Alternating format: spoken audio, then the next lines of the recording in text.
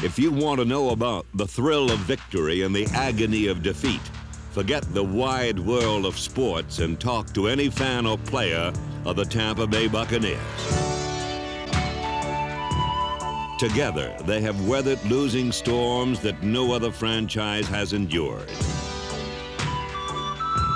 They have also celebrated more division championships and playoff appearances faster than any expansion team ever, forming a unique bond along the way. Back in '76, we tried to survive. We didn't try to win football games. We just tried to get through and get back on the airplane and not have a wreck before we got home. It seemed like everything we did turned up bad, and now people are confident, the players are confident, the coaches are confident that we can compete in our division and win a championship.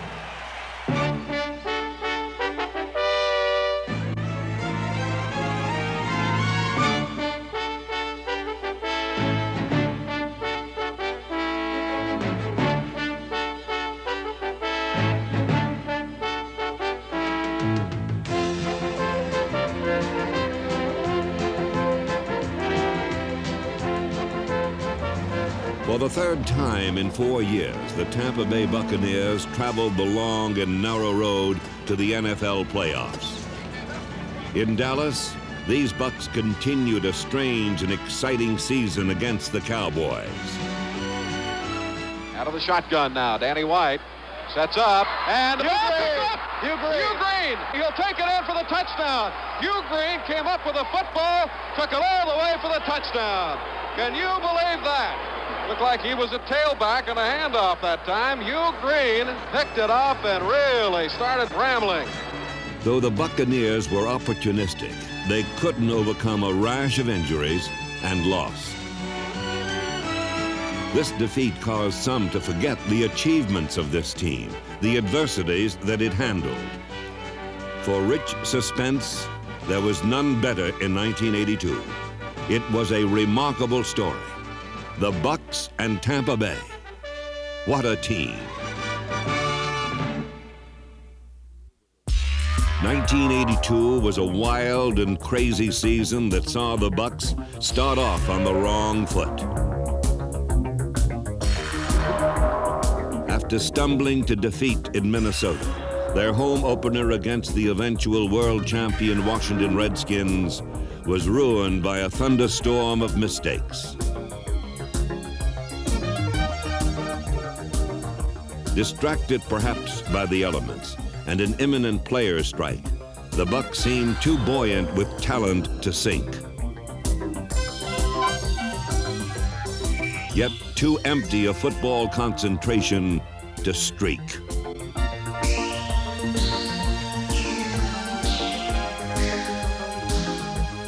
This turnover-marred 21-13 loss was the last game before the strike pulled the plug on pro football.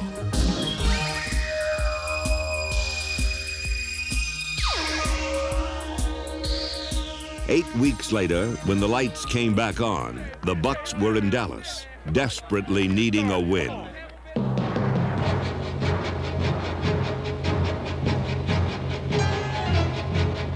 Led by down linemen Leroy Selman, Dave Logan, Dave Stalls, and Booker Reese, the Cowboys were limited to their lowest total offensive figure in nearly a decade.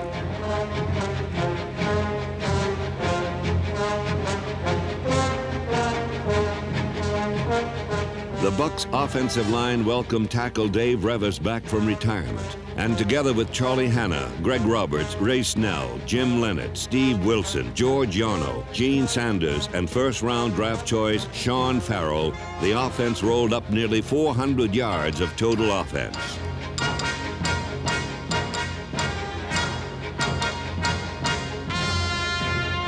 Time and again, the Bucs snowballed down the field, only to melt under the hot glare of the end zone. Failing to score a touchdown on 5 different occasions from inside the Dallas 10-yard line, the Bucs lost 14-9. In spite of their 0-3 record, this was still a talented team. The defense had been strengthened by the addition of number 52, Scott Brantley, to the starting lineup, and rookie Jeff Davis as a reserve. This young blood blended perfectly with veterans Cecil Johnson, Andy Hawkins, Richard Wood, and Hugh Green. In only 2 seasons, the talents of outside linebacker Hugh Green have grown from a twig into a tree that casts a threatening shadow over NFL offenses. In 1982, Hugh Green earned All-Pro recognition and became the first non-inside linebacker to ever lead the Buccaneers in tackles.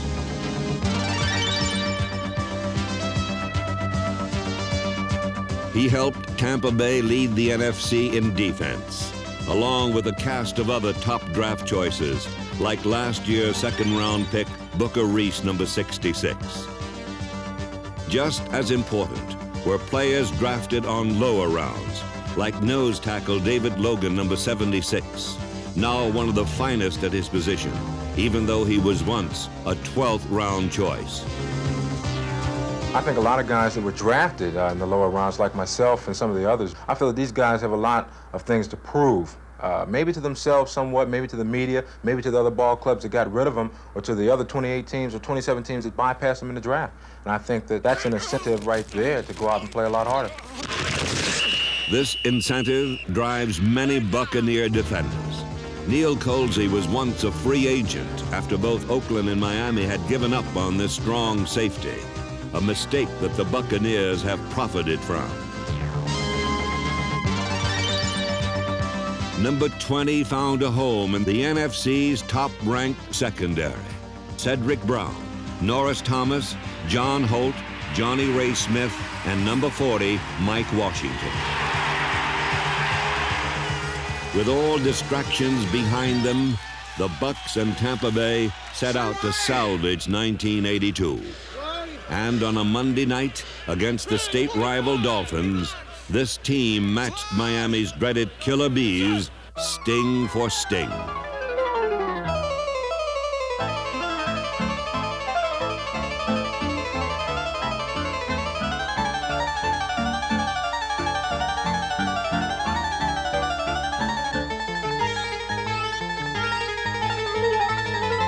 The Bucs' renegade secondary intercepted 5 Dolphin passes, 2 by Neil Colsey against his former teammates. Outstanding field position came compliments of the kicking teams: Larry Swider, Thomas Morris, Michael Morton, Brad White, John Cannon, and Jerry Bell, as the Bucs kept Miami buzzing in retreat.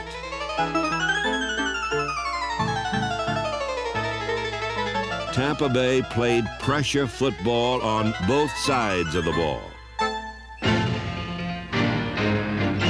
Number 26, James Owens, led the best rushing performance of the season, and touchdowns by James Wilder and Doug Williams carved out a 23-10 advantage.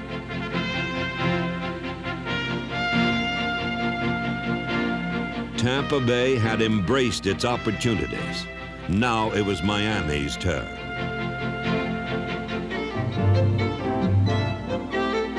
In the game's final seconds, Miami fought back to within 6 points.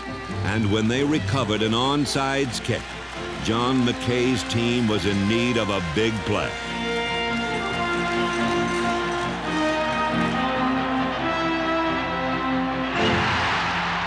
Mike Washington's pass interception wrapped up the Bucs' first win of the season, a total team victory. The crowd got excited. We responded to the crowd excitement. It's a very close relationship between the players and the fans, and when they get excited, we get excited too, and because we're here playing for the fans. Okay,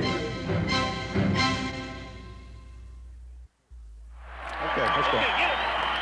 He is the only head coach the Tampa Bay Buccaneers have ever had.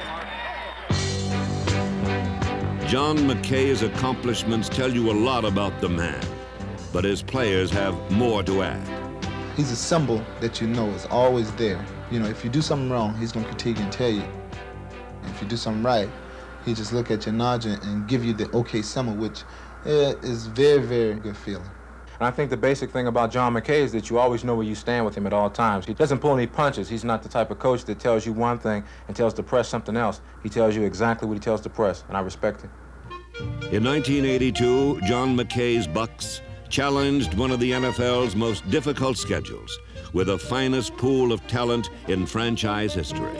James Wilder was a complete fullback, getting the tough yards running when he wasn't blocking for James Owens and rookie Melvin Carver, number 28. In just his second year, Wilder also caught 53 passes, the most of any running back in the NFL, averaging 5.8 yards every time he touched the football.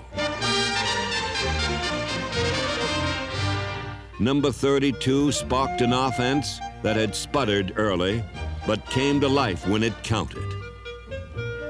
Quarterback Doug Williams was capably backed up by Jerry Goldstein. Both quarterbacks utilized the talents of receivers Kevin House, Theo Bell, Gordon Jones, Gerald Carter, Jim Obratovich, and Jimmy Giles, number 88. After beating Miami, the Bucs' comeback continued in New Orleans.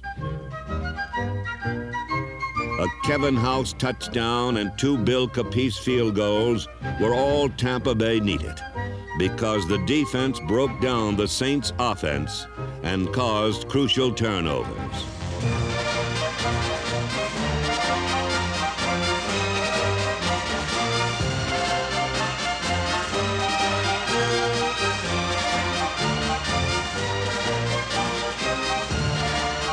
Three key fumble recoveries secured a 13-10 victory that wasn't decided until the final 40 seconds of the game. This is a 60-yard field goal attempt by Morton Anderson. The snap, the kick, long enough. It is no good. He missed it. Boy, and he just missed it. Oof. Tampa Bay had its second win. But 1 week later, their luck was frozen by a turbulent -5-degree wind chill in New York Shea Stadium. This chilling loss to the Jets was the last game Tampa Bay could afford to lose. And in the more moderate climate of Tampa Stadium, the team would finish with 3 home games, beginning with the Buffalo Bills.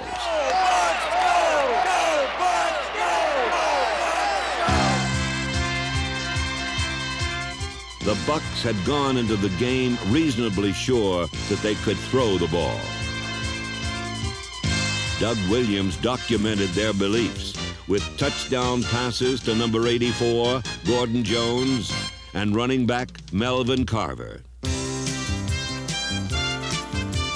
Carver was the first free agent rookie to start a game for the Bucs since 1977, and his 2 touchdowns lifted Tampa Bay to a 24-16 lead. But in 1982, nothing came easy for this team, and with 4 minutes remaining, Buffalo closed to within a single point. The Bills then moved quickly to the Bucs' 17-yard line, but at the crucial moment, Leroy Selman stepped forward. All season long, the original Buccaneer played his special style of dominant football. Not surprisingly, number 63 was a first-team All-Pro and a defensive end who proved that in a game of 22 skilled and powerful men, 1 man on the line of scrimmage can still control the outcome of a game. 45 seconds. They're not going to do anything fancy with it, I guarantee you. Ferguson hands off to Leaks, and Leaks tackle, bubble, and the Bucs have it. Whoever made that hit deserves a medal. Let's see it. Leroy, looked like Leroy Selman stripped it away from Roosevelt Leaks, and Cedric Brown came up with a football. How about that? For the 3rd time in 4 weeks, Tampa Bay's defense preserved a Buccaneer victory in the final minute of play. Only this time, they did it twice. Neil Colsey's final interception produced a sudden sensation that with 2 home games remaining, the ultimate miracle, the Super Bowl tournament might still be within their determined grasp.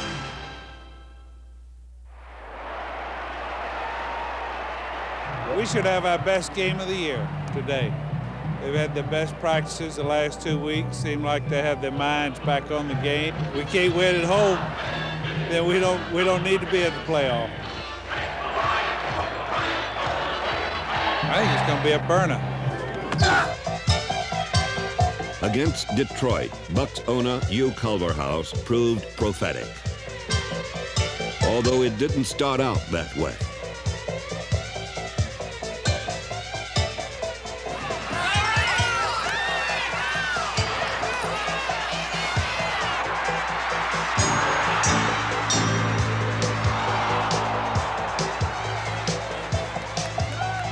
Tampa Bay fell 15 points behind with barely 21 minutes remaining. Amid mounting concern, the Buccaneers picked up the tempo.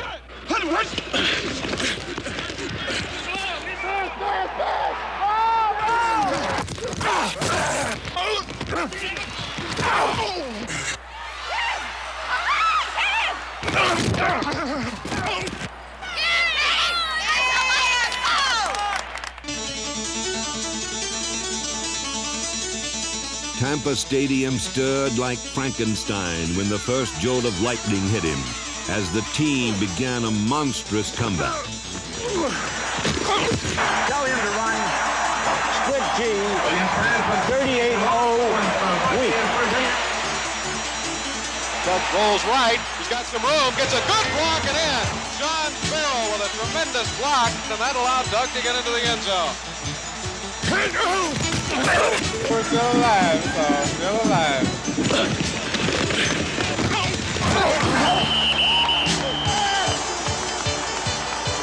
Third and goal from the 2-yard line.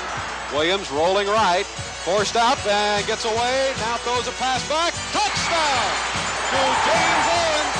Great job of keeping his feet in bounds.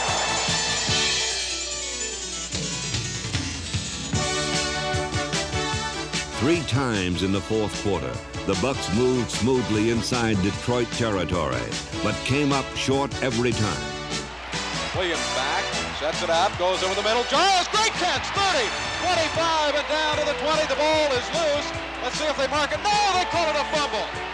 They call it a fumble, and the Lions have it. I can't believe it. Oh, my, what a bad break that is. Finally, the Bucs got the break they needed when a penalty gave them one last chance. Down to the wire again with 29 seconds to go. How would you like to be Billy Capice right now? The snap, Billy's kick is up, and good! He got it! Billy Capice kicks it through. There was only one word to describe the 23-21 cliffhanger. It was magic, and I tell you what, that's some pretty nice magic, real nice magic, and that's what we play from. From then on, we were having fun out there, and when we start having fun out there together as a team, we can whip anybody. On the season's final Sunday of the regular season, it was going to take an all-out team effort to beat the Chicago Bears.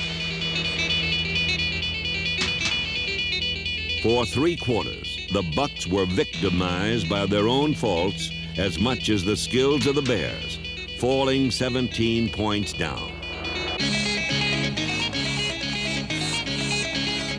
But by now, this was a team that had constructed many strong finishes. Well, it's the usual run-of-the-mill game for the Bucs.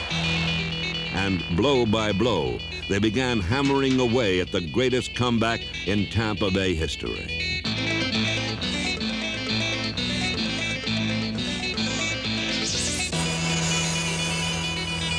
The defense shut out Chicago the rest of the way, while the offense began ringing up yards and points.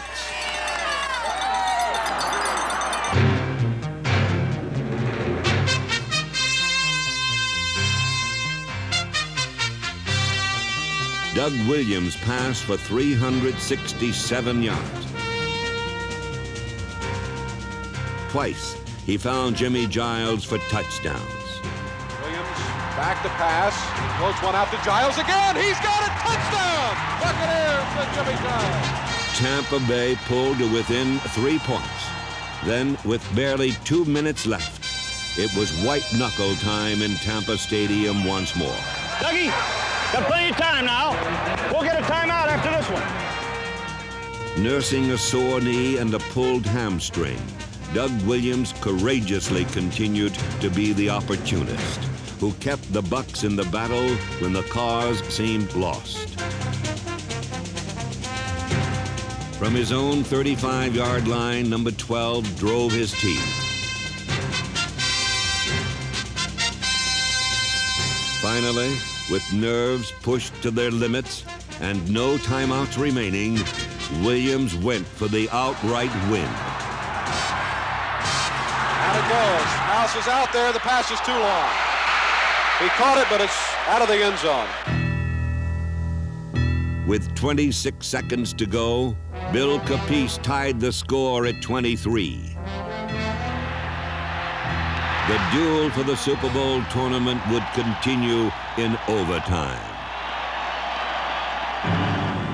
But against a team this size, Chicago was no match.